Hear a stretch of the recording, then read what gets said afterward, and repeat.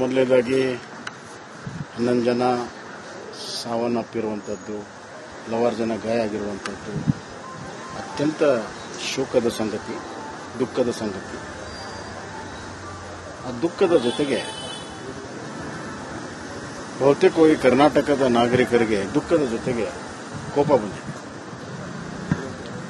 ಒಂದು ಸರ್ಕಾರ ಒಂದು ಕ್ರಿಕೆಟಿನ ವಿಜಯೋತ್ಸವನ್ನ ನೀವು ಅದನ್ನ ನಿಯಂತ್ರಣ ಮಾಡೋಕ್ಕಾಗಲ್ಲ ಅಂದರೆ ಇನ್ನು ಇಡೀ ಕರ್ನಾಟಕದ ಜನತೆಯ ಸುರಕ್ಷತೆ ಹೆಂಗ್ ಮಾಡ್ತಾರೆ? ಮುಖ್ಯಮಂತ್ರಿಗಳು ಹೇಳಿದ್ರು ಅನಿರೀಕ್ಷಿತವಾಗಿ ಬಹಳ ಜನ ಬಂದ್ರು ಅಂತ. ಅಲ್ಲ, ನಿಮ್ಗೆ ಅನಿರೀಕ್ಷಿತ ಅಲ್ಲ, ನೀವು ಪ್ಲಾನಿಂಗೇ ಮಾಡಿಲ್ಲ. ಹೀಗಾಗಿ ಎಷ್ಟು ಜನ ಬರ್ತಾರೆ ಎಷ್ಟು ಜನ ಬಿಡ್ತಾರೆ ನಿಮ್ಗೆ ಹೆಂಗ್ ಗೊತ್ತಾಗುತ್ತೆ? ನೋಡಿ, ನಿನ್ನೆ ರಾತ್ರಿ 12 ಗಂಟೆವರೆಗೂ ಗೇಮ್ ಆಗಿದೆ, 2 ಗಂಟೆವರೆಗೂ ಸೆಲೆಬ್ರೇಷನ್ ಆಗಿದೆ. ಬೆಳಗ್ಗೆ ಬರ್ತಾರೆ ಪೊಲೀಸ್ ಆಫೀಸರ್ಸು, ಸರ್ಕಾರದ ಮಂತ್ರಿಗಳು, KSA ಒಂದು ಸಭೆ ಮಾಡಿಲ್ಲ. DPRದವರು ಮಧ್ಯಾಹ್ನ ಹೇಳ್ತಾರೆ ವಿಧಾನಸಭೆ ಮುಂದೆ ಕಾರ್ಯಕ್ರಮಕ್ಕೆ ಆಜ್ಞೆ ಹೊಂದಿಸಿದ್ದಾರೆ. ಅಲ್ಲಿವರೆಗೂ ಇರಲಿಲ್ಲ, ಯಾವುದು ಪ್ಲಾನ್ ಇಲ್ಲ. ಮೊದಲು ಹೇಳಿದ್ರು ರೋಡ್ ಶೋ ಇದೆ ಅಂತ. ಆಮೇಲೆ ಅಲ್ಲಿ ಜನರು ಸೇರಿದಾಗ ಅಲ್ಲೇನು ಹೇಳಿದ್ರು, ಇಲ್ಲ ನೀವು ಅಲ್ಲಿಗೆ ಬನ್ನಿ ಚಿನ್ನ ಸಮಸ್ಯೆ. ಮೊದಲು ಹೇಳಿದ್ರು ನಿಮ್ಮ ಆ್ಯಪ್ ಮಾಡಿದೀವಿ, ಟಿಕೆಟ್ ತಗೊಳ್ಳಿ. ಆಮೇಲೆ ಟಿಕೆಟ್ ಇಲ್ಲ, ಕೆಲವರಿಗೆ ಸ್ಪೈನಲ್ ಕಾರ್ಡ್ ಇದು ಆಗಿದೆ. ಮತ್ತು ಇನ್ನು ಕೆಲವರು ಪೊಲೀಸ್ ಲಾಠಿಯಿಂದ ಅವನಿಗೆ ಏಟು ಬಿದ್ದಿದೆ ತಲೆಗೆ. ಅವನು ಹೇಳ್ತಾನಂತೆ ಏಟು ಬಿದ್ದಿದೆ, ರಕ್ತ ತೋರಿಸಿದ್ರು ಮತ್ತೆ ಅಲ್ಲೇ ಹೊಡೆದ್ರಂತೆ. ಸೊ ಈ ಥರ ಅಮಾಯಕವಾಗಿ ಘಟನೆಗಳಾಗಿದ್ದಾವೆ. ಒಟ್ಟಾರೆ ಇದನ್ನು ನಿಭಾಯಿಸುವುದರಲ್ಲಿ ಸರ್ಕಾರ ಸಂಪೂರ್ಣವಾಗಿ ವಿಫಲ. ಮೊದಲನೇದಾಗಿ 11 ಜನ ಸಾವನ್ನಪ್ಪಿರುವಂಥದ್ದು, ಹಲವಾರು ಜನ ಗಾಯ ಆಗಿರುವಂಥದ್ದು ಅತ್ಯಂತ ಶೋಕದ ಸಂಗತಿ, ದುಃಖದ ಸಂಗತಿ. ಆ ದುಃಖದ ಜೊತೆಗೆ ಬಹುತೇಕವಾಗಿ ಕರ್ನಾಟಕದ ನಾಗರಿಕರಿಗೆ ದುಃಖದ ಜೊತೆಗೆ ಕೋಪ ಬಂದಿದೆ. ಒಂದು ಸರ್ಕಾರ ಒಂದು ಕ್ರಿಕೆಟಿನ ವಿಜಯೋತ್ಸವನ್ನ ನೀವು ಅದನ್ನ ನಿಯಂತ್ರಣ ಮಾಡೋಕ್ಕಾಗಲ್ಲ ಅಂದರೆ ಇನ್ನು ಇಡೀ ಕರ್ನಾಟಕದ ಜನತೆಯ ಸುರಕ್ಷತೆ ಹೆಂಗ್ ಮಾಡ್ತಾರೆ?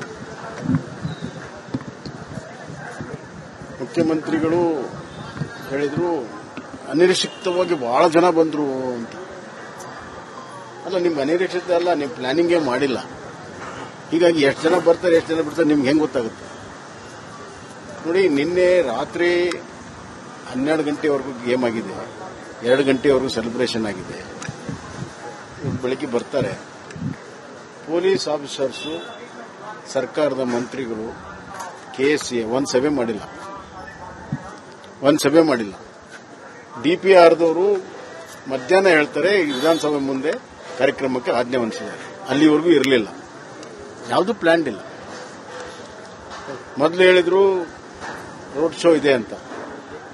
ಆಮೇಲೆ ಅಲ್ಲಿ ಜನರು ಸೇರಿದಾಗ ಅಲ್ಲೇನು ಹೇಳಿದ್ರು, ಇಲ್ಲ ನೀವು ಅಲ್ಲಿಗೆ ಬನ್ನಿ ಚಿನ್ನ ಸಮಸ್ಯೆ. ಮೊದಲು ಹೇಳಿದ್ರು ನಿಮ್ಮ ಆ್ಯಪ್ ಮಾಡಿದೀವಿ, ಟಿಕೆಟ್ ತಗೊಳ್ಳಿ. ಆಮೇಲೆ ಟಿಕೆಟ್ ಇಲ್ಲ, ಕೆಲವರಿಗೆ ಸ್ಪೈನಲ್ ಕಾರ್ಡ್ ಇದು ಆಗಿದೆ.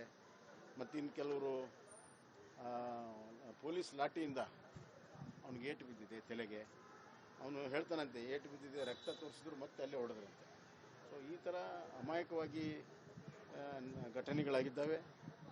ಒಟ್ಟಾರೆ ಇದನ್ನು ನಿಭಾಯಿಸುವುದರಲ್ಲಿ ಸರ್ಕಾರ ಸಂಪೂರ್ಣವಾಗಿ ವಿಫಲ. ಮೊದಲನೇದಾಗಿ 11 ಜನ ಸಾವನ್ನಪ್ಪಿರುವಂಥದ್ದು, ಹಲವಾರು ಜನ ಗಾಯ ಆಗಿರುವಂಥದ್ದು ಅತ್ಯಂತ ಶೋಕದ ಸಂಗತಿ, ದುಃಖದ ಸಂಗತಿ. ಆ ದುಃಖದ ಜೊತೆಗೆ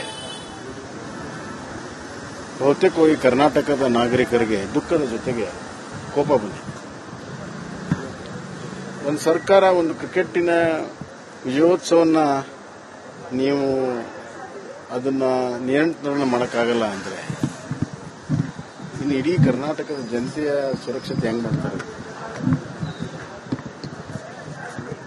ಮುಖ್ಯಮಂತ್ರಿಗಳು ಹೇಳಿದ್ರು ಅನಿರೀಕ್ಷಿತವಾಗಿ ಬಹಳ ಜನ ಬಂದ್ರು ಅಂತ. ಅಲ್ಲ, ನಿಮ್ಗೆ ಅನಿರೀಕ್ಷಿತ ಅಲ್ಲ, ನೀವು ಪ್ಲಾನಿಂಗೇ ಮಾಡಿಲ್ಲ. ಹೀಗಾಗಿ ಎಷ್ಟು ಜನ ಬರ್ತಾರೆ ಎಷ್ಟು ಜನ ಬಿಡ್ತಾರೆ ನಿಮ್ಗೆ ಹೆಂಗ್ ಗೊತ್ತಾಗುತ್ತೆ? ನೋಡಿ, ನಿನ್ನೆ ರಾತ್ರಿ 12 ಗಂಟೆವರೆಗೂ ಗೇಮ್ ಆಗಿದೆ, 2 ಗಂಟೆವರೆಗೂ ಸೆಲೆಬ್ರೇಷನ್ ಆಗಿದೆ. ಬೆಳಗ್ಗೆ ಬರ್ತಾರೆ ಪೊಲೀಸ್ ಆಫೀಸರ್ಸು, ಸರ್ಕಾರದ ಮಂತ್ರಿಗಳು, KSA ಒಂದು ಸಭೆ ಮಾಡಿಲ್ಲ. DPRದವರು ಮಧ್ಯಾಹ್ನ ಹೇಳ್ತಾರೆ ವಿಧಾನಸಭೆ ಮುಂದೆ ಕಾರ್ಯಕ್ರಮಕ್ಕೆ ಆಜ್ಞೆ ಹೊಂದಿಸಿದ್ದಾರೆ. ಅಲ್ಲಿವರೆಗೂ ಇರಲಿಲ್ಲ, ಯಾವುದು ಪ್ಲಾನ್ ಇಲ್ಲ. ಮೊದಲು ಹೇಳಿದ್ರು ರೋಡ್ ಶೋ ಇದೆ ಅಂತ. ನಮಗೆ ಅಲ್ಲಿ ಜನರು ಸೇರಿದಾಗ ಅಲ್ಲೇನು ಹೇಳಿದ್ರು, ಇಲ್ಲ ನೀವು ಅಲ್ಲಿಗೆ ಬನ್ನಿ ಸಮಸ್ಯೆ. ಮೊದಲು ಹೇಳಿದ್ರು ನಿಮ್ಮ ಆ್ಯಪ್ ಮಾಡಿದೀವಿ, ಟಿಕೆಟ್ ತಗೊಳ್ಳಿ. ಆಮೇಲೆ ಟಿಕೆಟ್ ಇಲ್ಲ, ಕೆಲವರಿಗೆ ಸ್ಪೈನಲ್ ಕಾರ್ಡ್ ಇದು ಆಗಿದೆ. ಮತ್ತು ಇನ್ನು ಕೆಲವರು ಪೊಲೀಸ್ ಲಾಠಿಯಿಂದ ಅವನಿಗೆ ಏಟು ಬಿದ್ದಿದೆ ತಲೆಗೆ. ಅವನು ಹೇಳ್ತಾನಂತೆ ಏಟು ಬಿದ್ದಿದೆ, ರಕ್ತ ತೋರಿಸಿದ್ರು ಮತ್ತೆ ಅಲ್ಲೇ ಹೊಡೆದ್ರಂತೆ. ಸೊ ಈ ಥರ ಅಮಾಯಕವಾಗಿ ಘಟನೆಗಳಾಗಿದ್ದಾವೆ. ಒಟ್ಟಾರೆ ಇದನ್ನು ನಿಭಾಯಿಸುವುದರಲ್ಲಿ ಸರ್ಕಾರ ಸಂಪೂರ್ಣವಾಗಿ ವಿಫಲ. ಮೊಟ್ಟ ಮೊದಲನೇದಾಗಿ 11 ಜನ ಸಾವನ್ನಪ್ಪಿರುವಂಥದ್ದು, ಹಲವಾರು ಜನ ಗಾಯ ಆಗಿರುವಂಥದ್ದು ಅತ್ಯಂತ ಶೋಕದ ಸಂಗತಿ, ದುಃಖದ ಸಂಗತಿ. ಆ ದುಃಖದ ಜೊತೆಗೆ ಬಹುತೇಕವಾಗಿ ಕರ್ನಾಟಕದ ನಾಗರಿಕರಿಗೆ ದುಃಖದ ಜೊತೆಗೆ ಕೋಪ ಬಂದಿದೆ. ಒಂದು ಸರ್ಕಾರ ಒಂದು ಕ್ರಿಕೆಟಿನ ವಿಜಯೋತ್ಸವನ್ನ ನೀವು ಅದನ್ನ ನಿಯಂತ್ರಣ ಮಾಡೋಕ್ಕಾಗಲ್ಲ ಅಂದರೆ ಇನ್ನು ಇಡೀ ಕರ್ನಾಟಕದ ಜನತೆಯ ಸುರಕ್ಷತೆ ಹೆಂಗ್ ಮಾಡ್ತಾರೆ? ಮುಖ್ಯಮಂತ್ರಿಗಳು ಹೇಳಿದ್ರು ಅನಿರೀಕ್ಷಿತವಾಗಿ ಬಹಳ ಜನ ಬಂದ್ರು ಅಂತ. ಅಲ್ಲ, ನಿಮ್ಗೆ ಅನಿರೀಕ್ಷಿತ ಅಲ್ಲ, ನೀವು ಪ್ಲಾನಿಂಗೇ ಮಾಡಿಲ್ಲ. ಹೀಗಾಗಿ ಎಷ್ಟು ಜನ ಬರ್ತಾರೆ ನಿಮ್ಗೆ ಹೆಂಗ್ ಗೊತ್ತಾಗುತ್ತೆ? ನೋಡಿ, ನಿನ್ನೆ ರಾತ್ರಿ 12 ಗಂಟೆವರೆಗೂ ಗೇಮ್ ಆಗಿದೆ, 2 ಗಂಟೆವರೆಗೂ ಸೆಲೆಬ್ರೇಷನ್ ಆಗಿದೆ. ಬೆಳಗ್ಗೆ ಬರ್ತಾರೆ ಪೊಲೀಸ್ ಆಫೀಸರ್ಸು, ಸರ್ಕಾರದ ಮಂತ್ರಿಗಳು, KSA ಒಂದು ಸಭೆ ಮಾಡಿಲ್ಲ. DPRದವರು ಮಧ್ಯಾಹ್ನ ಹೇಳ್ತಾರೆ ವಿಧಾನಸಭೆ ಮುಂದೆ ಕಾರ್ಯಕ್ರಮಕ್ಕೆ ಆಜ್ಞೆ ಹೊಂದಿಸಿದ್ದಾರೆ. ಅಲ್ಲಿವರೆಗೂ ಇರಲಿಲ್ಲ, ಯಾವುದು ಪ್ಲಾನ್ ಇಲ್ಲ. ಮೊದಲು ಹೇಳಿದ್ರು ರೋಡ್ ಶೋ ಇದೆ ಅಂತ. ನಮಗೆ ಅಲ್ಲಿ ಜನರು ಸೇರಿದಾಗ ಅಲ್ಲೇನು ಹೇಳಿದ್ರು, ಇಲ್ಲ ನೀವು ಅಲ್ಲಿಗೆ ಬನ್ನಿ ಸಮಸ್ಯೆ. ಮೊದಲು ಹೇಳಿದ್ರು ನಿಮ್ಮ ಆ್ಯಪ್ ಮಾಡಿದೀವಿ, ಟಿಕೆಟ್ ತಗೊಳ್ಳಿ. ಆಮೇಲೆ ಟಿಕೆಟ್ ಇಲ್ಲ, ಕೆಲವರಿಗೆ ಸ್ಪೈನಲ್ ಕಾರ್ಡ್ ಇದು ಆಗಿದೆ. ಮತ್ತು ಇನ್ನು ಕೆಲವರು ಪೊಲೀಸ್ ಲಾಠಿಯಿಂದ ಅವನಿಗೆ ಏಟು ಬಿದ್ದಿದೆ ತಲೆಗೆ. ಅವನು ಹೇಳ್ತಾನಂತೆ ಏಟು ಬಿದ್ದಿದೆ, ರಕ್ತ ತೋರಿಸಿದ್ರು ಮತ್ತೆ ಅಲ್ಲೇ ಹೊಡೆದ್ರಂತೆ. ಸೊ ಈ ಥರ ಅಮಾಯಕವಾಗಿ ಘಟನೆಗಳಾಗಿದ್ದಾವೆ. ಒಟ್ಟಾರೆ ಇದನ್ನು ನಿಭಾಯಿಸುವುದರಲ್ಲಿ ಸರ್ಕಾರ ಸಂಪೂರ್ಣವಾಗಿ ವಿಫಲ. ಏನ್ ಪ್ರಾಬ್ಲಮ್ ಇಲ್ಲ ಏರಿಯಾದಲ್ಲಿ? ಏನ್ ಪ್ರಾಬ್ಲಮ್? ಏನ್ ನಿಮ್ ಪ್ರಾಬ್ಲಮ್? ಏನೆಲ್ಲ ಪ್ರಾಬ್ಲಮ್ ಆಯ್ತಿಲ್ಲ ಹೇಳಿ. ಏನ್ರಿ ನಿಮ್ ಪ್ರಾಬ್ಲಮ್ ಅಂತ ಹೇಳಿ. ಯಾರಪ್ಪ ನಗರಕ್ಕೆ, ಗಾಂಧಿನಗರ, ದಾಸರಹಳ್ಳಿ, ರಾಜರಾಜೇಶ್ವರಿ ನಗರ, ಚಾಮರಾಜಪೇಟೆ, ಹುಬ್ಬಳ್ಳಿ, ಚನ್ನಮರುತ್ತದ, ಮೈಸೂರಿಗೆ ಬಂದಿರೋದು ಬ್ಯಾಡಗಿ ತಾಲೂಕಿಗೆ ನಾವು ಬಂದಿವ್ರಿ. ಸರ್ ಹೇಳಿ ಸರ್, ಏನ್ ಪ್ರಾಬ್ಲಮ್? ನಿಮ್ MLA ಹೆಂಗೆ, ಏನೆಲ್ಲ ಸಮಸ್ಯೆಗಳು, ಏನ್ ಕಥೆಯಲ್ಲಿ ಬಂತ? ಯಾಯಪ್ಪ ಯಾವತ್ತೂ ಬಂದಿಲ್ಲ. 2 months ಇಂದ ನೀರಿಲ್ಲ. ಟ್ಯಾಂಕರ್ ಬರ್ಬೇಕಾದ್ರೆ ರೋಡ್ ಸರಿ ಇಲ್ಲ ಅಂತ ಯಾರತ್ರ ಹೋಗಿ ಹೇಳೋದಕ್ಕೆ ನಮ್ಗೆ ಯಾರು ಇಲ್ಲ.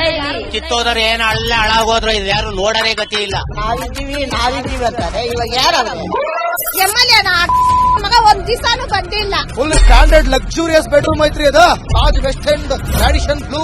ಮೀಟಿಂಗ್ ಇಲ್ಲಿ ಮಾಡ್ರಿ. ಇಷ್ಟು ವರ್ಷ ಆಯ್ತು, ಇದಕ್ಕೆಲ್ಲ ಯಾರು ಸರ್ ಜವಾಬ್ದಾರಿ? 200 ರೂಪಾಯಿ ಬ್ಯಾಂಕ್ಗೆ ಹೋಗ್ತೀನಿ ಬರ್ತಾ ಇದ್ದೀನಿ. ಬ್ಯಾಂಕ್ಗೆ ಹೋಗ್ತೀನಿ ಬರ್ತೀನಿ 2,000 ಮಾತ್ರ ಬರ್ತಾ ಇಲ್ಲ. 2,000 ನಂದೇ ಹೊಂಟೈತು. ನಿಲ್ ಮೇಲೆ ಭಾರಿ ಐಟ್ ಅದಲ್ಲ ಮಾರ. ಬರಲ್ಲ ಕಣ್ರಿ ಸರ್. ರಾತ್ರಿ 1 ಗಂಟೆವರೆಗೂ ಎಣ್ಣೆ ಅಂಗಡಿ ತೆಗಿಬೇಕಾದ್ರೆ ಬೆಳಗ್ಗೆ 4 ಗಂಟೆವರೆಗೂ ತೆಗಿಬೋದಲ್ಲ. ಮಗನೂ ನೋಡಲ್ಲ, ಯಾರು ನೋಡಲ್ಲ. ನಾನು ಒಬ್ಬಳು ನೋಡ್ಕೊಂತೀರಜ್ಜ. ಮೊಮ್ಮಕ್ಕಳಿಗೆ ಅಮ್ಮ ಅಪ್ಪ ಇಲ್ಲ, ಅವರು ನೋಡಿ ಬರ್ತಾ ಇದೀವಿ. ದೇವ್ರು ಬಿಟ್ಟಂಗೆ ಆಗುತ್ತೆ.